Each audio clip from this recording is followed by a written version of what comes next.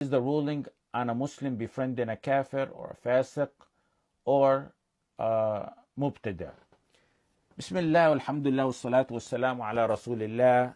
This is such an important topic and it's very essential. And what comes to mind pertaining to its importance is that it's among the discussions of the people in Jannah.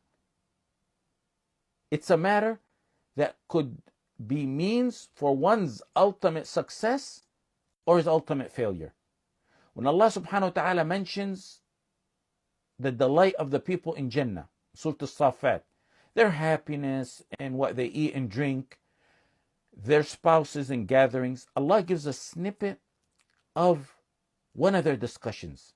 And He says, قال قائل منهم إني كان لي قرين يقول وإنك لمن المصدقين. One of them, sitting in Jannah, is discussing with his friends in Jannah. They had a companion in the dunya. يقول وإنك لمن المصدقين أإذا متنا وكنا ترابا وعظاما أإنا لمدينون.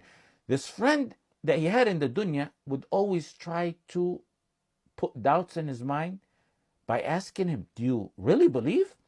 Do you really believe that when we die and we become bones and dust, that we're really going to come back to life and that we're going to be punished? قال هل أنتم مطلعون. Go look for him. Where is he? فاطلع فرآه في سواء الجحيم. They looked, they found him in Jahim. قال تالله إن كدت لتردين ولولا نعمة ربي لكنت من المحضرين. He says, by Allah, he gives an oath. By Allah, he nearly ruined me. He nearly ruined what? The delight that he was now enjoying in Jannah.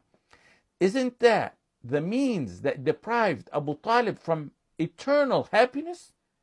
When the Messenger ﷺ kept telling him, just say that word, just say that sentence, and I will witness for you before Allah subhanahu wa ta'ala. But he had his friends around him, Abu Jahl and Abdullah ibn Abi Umayyah, and they're telling him, Ya Aba Talib, atarghabu an millati Abdul Muttalib? Abu Talib, are you going to denounce the religion of Abdul Muttalib? And they kept repeating it until he lost his eternal happiness.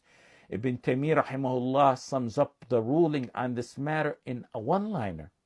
He said, فَالْمُصَاحَبَةُ وَالْمُؤَاخَاةُ لَا تَكُونُ إِلَّا مَعَ أَهْلِ طَاعَةِ اللَّهِ عَلَى مُرَادِ اللَّهِ. That sums up the ruling on this matter. Befriending and brotherhood are not permissible except with the people of obedience to Allah subhanahu wa ta'ala, and only in accordance to what Allah subhanahu wa ta'ala wants. And let me give 3 quick points on this matter. It's not permissible by ijma' to befriend a fasiq or mubtada or kafir for their fisq or kufr or for their bid'ah. Allah subhanahu wa ta'ala said, وَلَا تَرْكَنُوا إِلَى الَّذِينَ ظَلَمُوا. Second of all, it's not permissible to befriend those categories that were mentioned in the question while they're doing any of that bid'ah or any of their kufr or any of their sins. Allah subhanahu wa ta'ala says, إِنَّكُمْ إِذًا مِثْلُهُمْ. The third point, one may befriend them with the intention of da'wah or doing the inkar of the munkar on them. And that's only if that person is knowledgeable and while he sees improvement, and not when they're doing any of their kufr or bid'ah or fisq.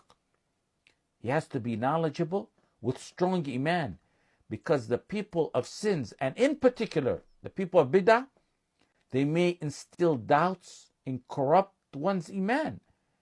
One, for example, may go face off with a mubtada, thinking he's strong in this issue. He may be, but he may be weak in some of the sciences of Islam. For example, he may be weak in the Arabic language or in usul al-fiqh, and they may instill a doubt in him through those sciences. Look at Imran ibn Hittan. He transmitted a hadith from some of the Sahaba like Aisha, Abu Musa al-Ash'ari, and Ibn Abbas radiallahu anhum, some of the Tabi'een, but he was among the leaders of the Khawarij during his time. And he didn't start off like that. He actually started off on the righteous path. He married a Kharijiyya, a woman from the Khawarij, thinking he can win her over. When the opposite happened, she won him over. When one feels or sees that it's most likely that his inkar of the munkar is not helping, and that his inkar of the munkar is not beneficial, then that is a point where one should abandon the friendship.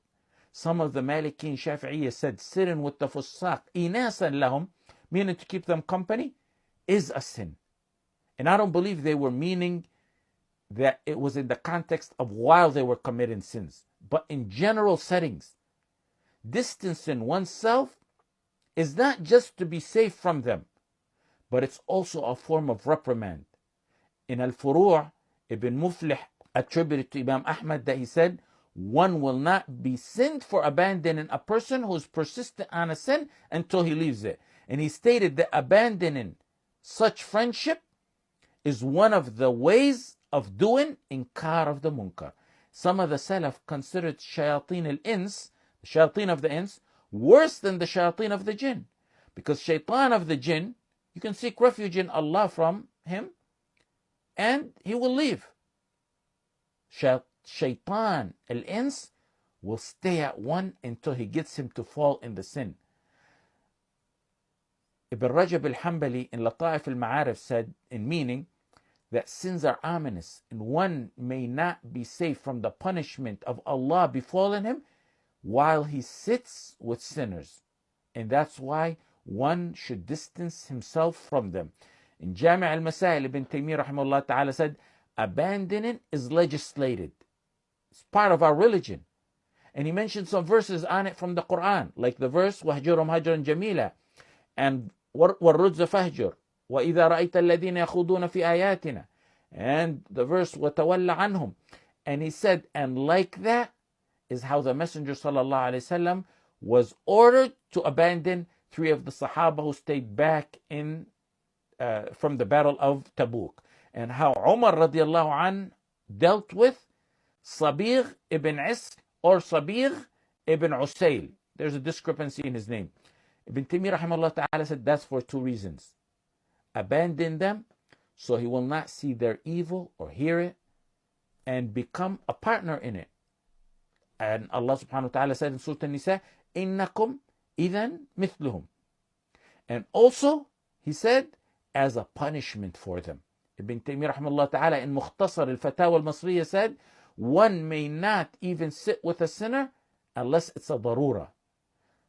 And he mentioned the story that was presented to Umar ibn Abdul Aziz rahimahullah ta'ala when a group of people were taken to him for drinking alcohol, and he ordered that they be lashed. They told him that one of the people that was among the group was fasting. He said, start with him. He ruled that one who witnesses the munkar is like the one who does it.